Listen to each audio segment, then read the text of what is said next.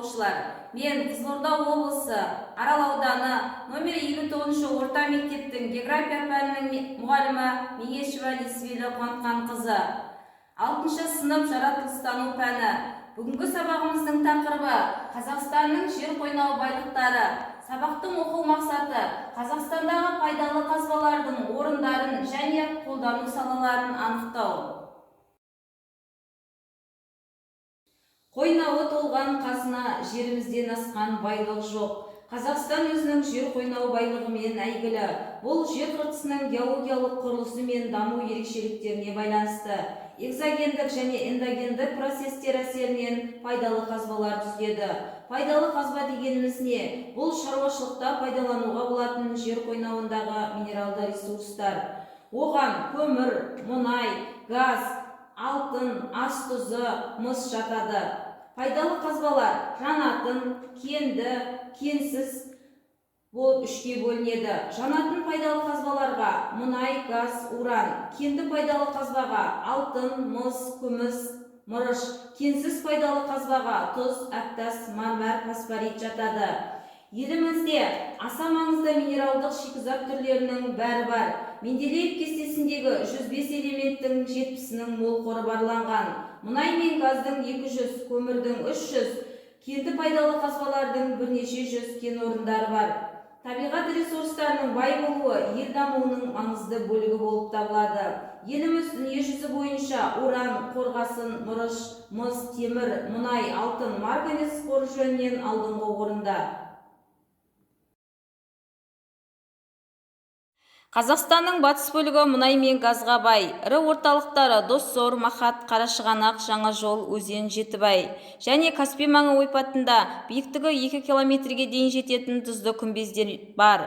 Қазақстанның солтүстік бөлігі де табиғат байлықтарымен ерекше. Соколов, Сарыбай, Лисаковта темір кені, Екібастұзда көмір, Степняк, Василковта алтын кендері өндіріледі. Ал Шығыс Қазақстан бағалы металдар мен түсті металдарға алтын, күміс, қорғасын, мырышқа бай өлке. Ірі орталықтары Риддер, Зырян, Шар, Қоңырат, Саяқ. Ал Қазақстанның орталығы көмір бассейндерімен танымал. Басты көмір базасы Қарағанды. Көмірдің сапасы өте жоғары. Ал оңтүстік Қазақстан уран өндірісі бойынша алдыңғы орында және әлем бойынша жетекші ел.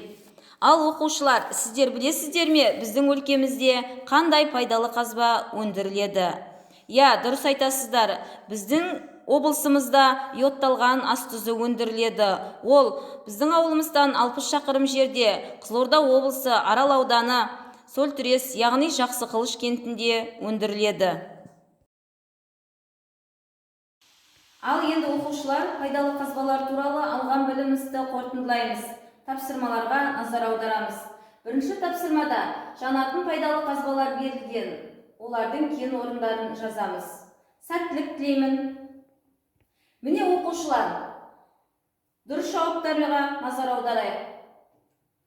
Мұнайдың ірі орталықтары Доссор, Махат, көмір, Қарағанды, Екібастұз, темір кені Соколов, Сарыбай, Лисаков, мыс, Жезқазған, Саяқ.